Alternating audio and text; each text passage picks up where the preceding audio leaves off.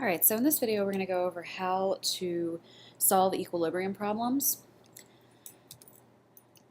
Ice tables are used a lot in equilibrium problems, and basically you set up a table and you put the initial concentrations of your products and reactants, you look at the change of those concentrations, and then the equilibrium concentrations. So we're going to use these a lot for equilibrium problems. Alright, so if you are given at least one equilibrium concentration, you know what K is, and your initial concentrations are also given, you're going to follow these steps when you solve an equilibrium problem. And I'm not going to read them to you. I'm going to go over them when we do the examples. Now, if more than one equilibrium concentration is given, so you only have one unknown concentration of something at equilibrium, and you know what K is, you can just plug everything into the K expression and solve for that concentration. Alright, so let's look at this. At a particular temperature, Kc is 47.1. The equilibrium concentrations of H2 and Hi were 4.8 times 10 to the negative second and 3.35 or 53 times 10 to the negative second. Calculate the equilibrium concentration of I. So I know the concentration of this. I know the concentration of this. And I'm looking for this. So I only have one unknown concentration, and I know what K is. So that means I can plug it into the K expression. Now, some people might want to automatically go and use stoichiometry. If you're looking for one substance and you're trying to go to a different substance, yeah, stoichiometry is usually what we do. However, this is at equilibrium. So in equilibrium systems, we can't just use stoichiometry. We're either going to be using an ice table or we're going to be using the K expression. So the first step is to write our K expression. So for Kc, products over reactants, so the concentration of Hi to the second power over the concentrations of my reactants, so H2 and times the concentration of I2. Okay, so now I'm going to plug in the values that I have been given. So Kc is 47.1, and Hi was also given to me, that was this.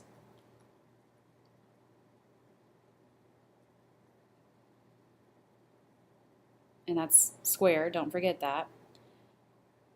Divided by H2, which was also given, 4.8 times 10 to the negative second, times the unknown, which is x. We don't know what I2 is, so we're solving for the concentration of I2.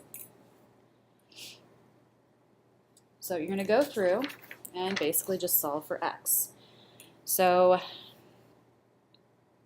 47.1 is equal to this squared, which is 0.001246, divided by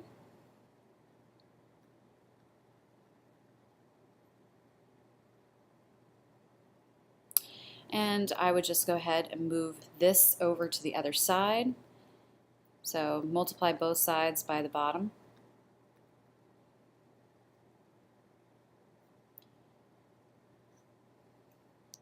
And then just go through and solve. So x, so after I solve this, x should be equal to 5.5 times 10 to the negative fourth, big N. So this is the concentration of I2. Alright, so you will simply do this if you know the concentrations of everything at equilibrium except for maybe one thing, and you know what Kc is. You can just simply plug it into the Kc expression. And that applies for any K value. So Kp2. Alright, so let's look at this one. Initial amounts of 2.57 moles of hydrogen and 5.2 moles of iodine were allowed to reach equilibrium. At this point, the mixture contained 1.2 moles of Hi. Calculate Kc. Okay, so first of all, here, I don't know what Kc is. That's what I'm looking for. I know initial amounts, but I only know one value at equilibrium. So I know what this is at equilibrium, and I know the initial concentration. So it's not like the last problem. We are actually going to set up something called an ice table. So we're going to look at our expression, and we're going to make an ice table for this.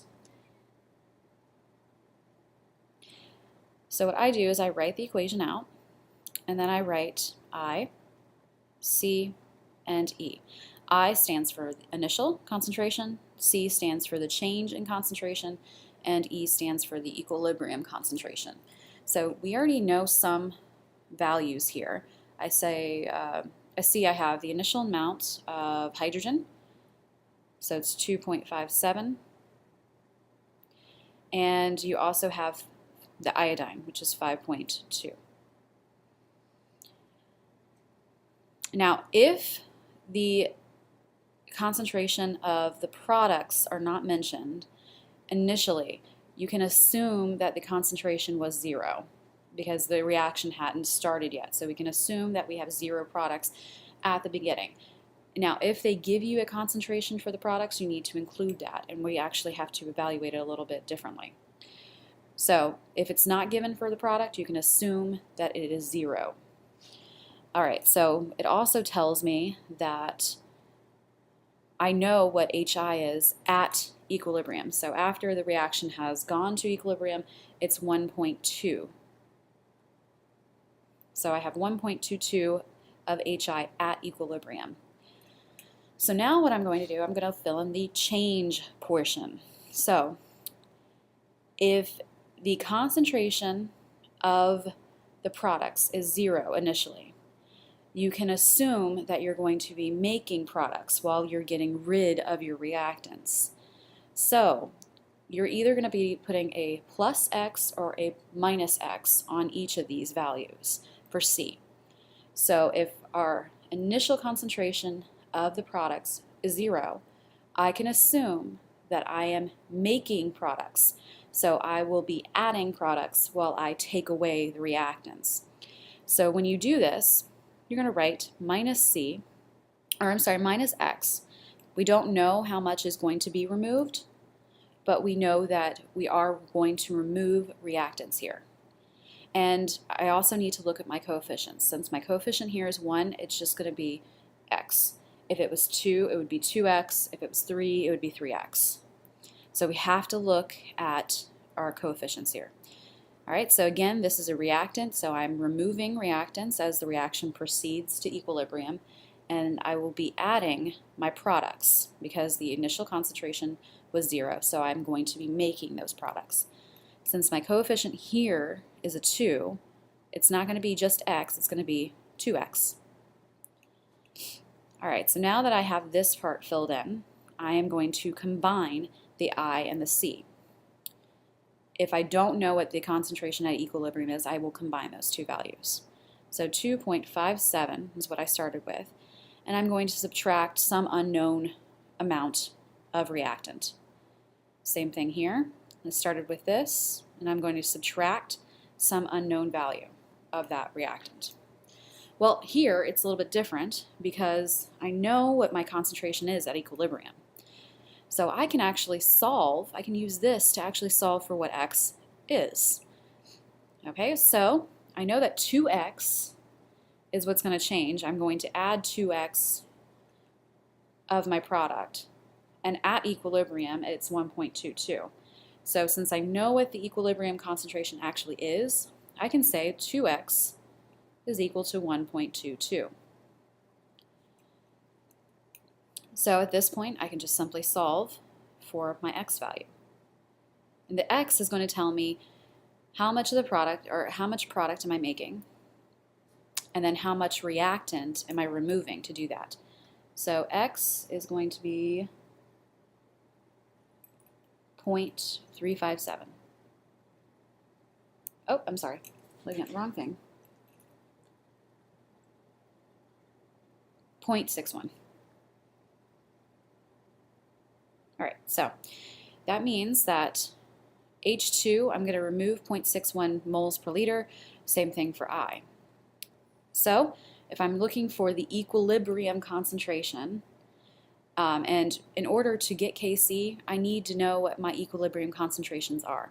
So ultimately here, what we're doing is we're trying to solve for my equilibrium concentrations to calculate the Kc value. All right, so I know this concentration already. I know that X is going to be 0.61, so I can just simply plug that into these little mini equations.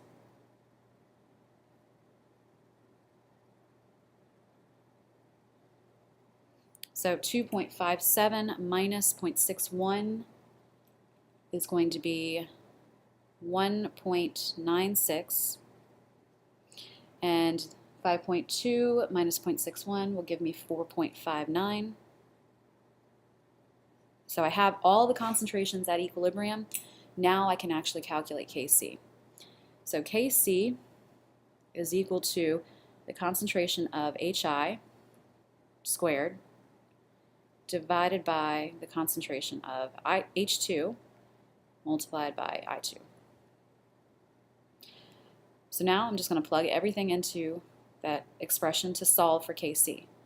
Hi was 1.22. I'm going to square that. H2 was 1.96, and 4.59 was my I2. All right, so now I can just simply solve and get my Kc value, which is 0.165. All right, so what we did here, we know that we have the initial amounts of the reactants. We assume it's 0 for the product because we're just starting out.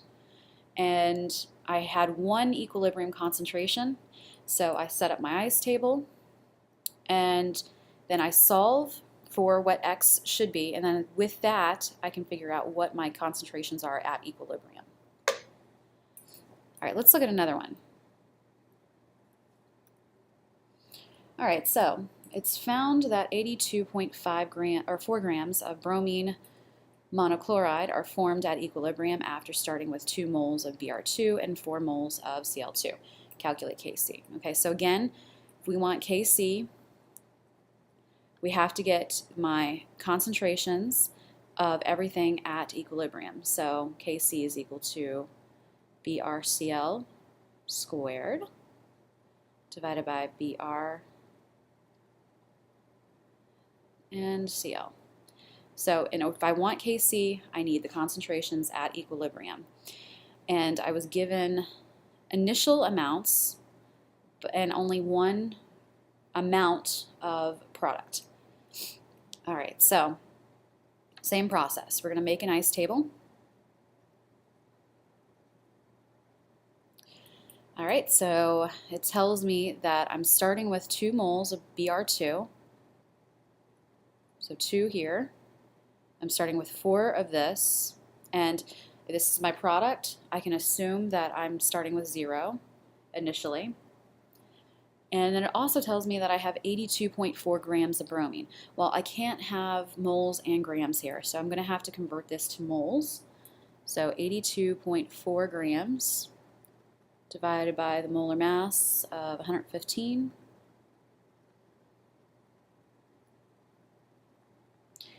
That will give me 0.714 moles. All right, so I know that I have this many moles of product at equilibrium, and I had to convert that. I can't leave that in grams. All right, so now I need to figure out my change value. Well, if the concentration of the products is starting out to be 0, I can assume that I'm going to be creating products here and removing reactants to do that. So remember, it's either going to be in minus X or plus X. So if I'm removing my reactants, I'm going to be subtracting some value. So I'm going to say minus X, and there's no coefficient here, so it's just 1X. Same thing for this reactant, no coefficient, so it's minus X. I'm removing reactants, and I'm adding products. So it's going to be plus here, and since I've got a coefficient of 2, it's going to be 2X. All right, so now for these, I can put these together since I don't know equilibrium concentrations here.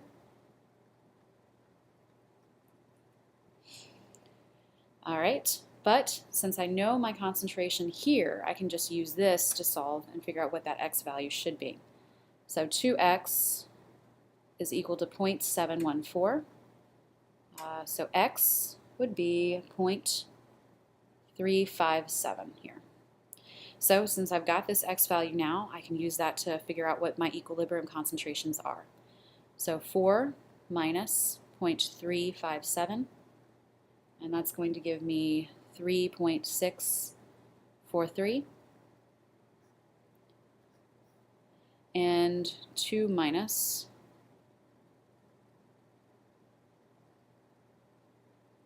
that would give me 1.63 or 43.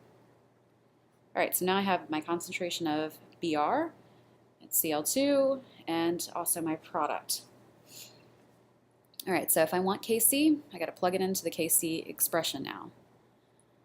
So I'm going to come up here, since I've got room up here.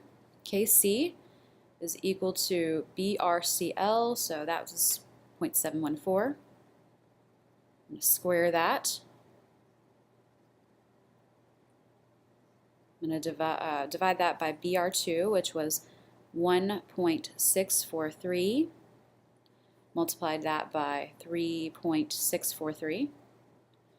And just plug and chug. And you should get your Kc value, which is 0.085. All right, so let's look at another one.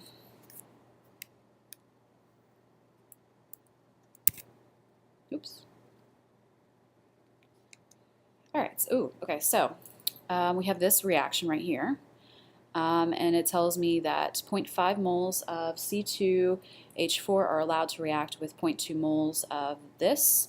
The total volume is made up to 250 milliliters. When equilibrium has been established, the mixture was found to contain this. Calculate the value of Kc. Okay, so same process here. I want Kc. So that means that I need the concentration of my product at equilibrium.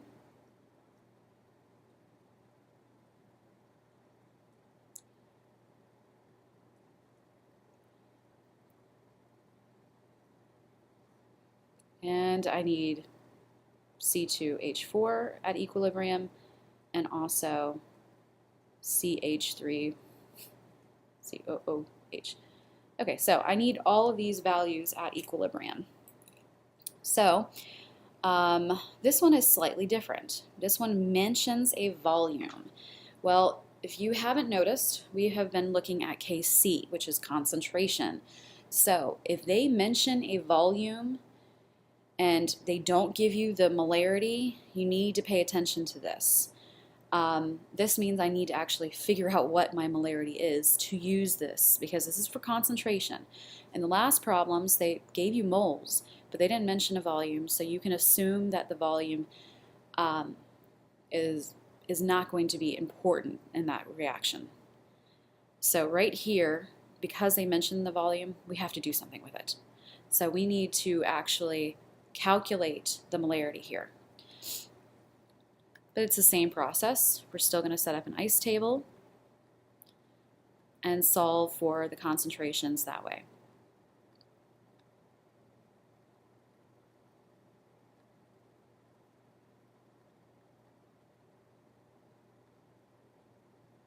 All right, so I'm going to set up my ice table. All right, so it tells me that I have 0.5 moles of this. Well, I do have 0.5 moles of this, but I don't have the concentration, and they gave me a volume, so I'm going to calculate that by dividing that by the liters of the volume, which is going to be 0.25 liters. And if I solve for that concentration, the concentration, I'm going to get 2. So it's actually 2 here. It also tells me my number of moles here for this, but we're going to divide that by my volume. So that's going to give me 0.8.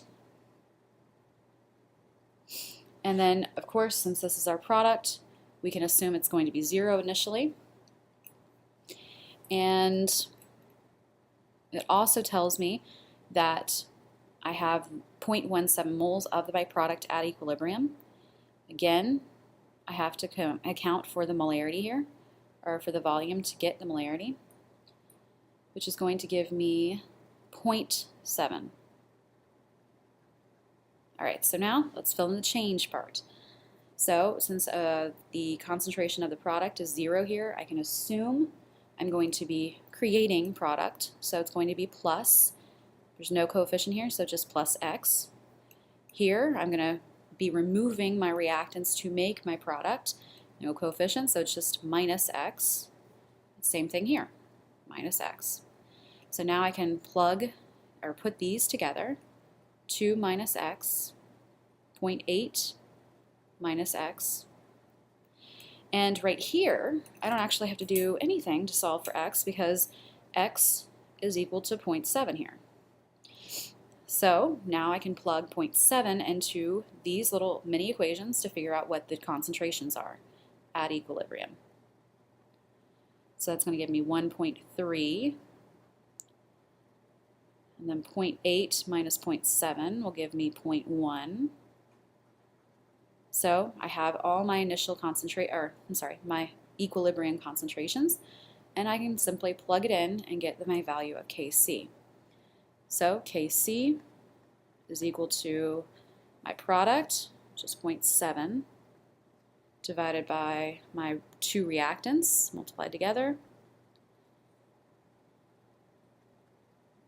And if I plug it in and solve, I'm going to get a Kc value of 5.38. All right, so when you're solving these equations, or when you're looking at this, remember if it gives you all but one equilibrium concentration and Kc, you can just simply skip the ice table and just plug it into the Kc expression. But if they give you initial amounts, only one equilibrium concentration, and they do not tell you what Kc is, you're going to use an ice table.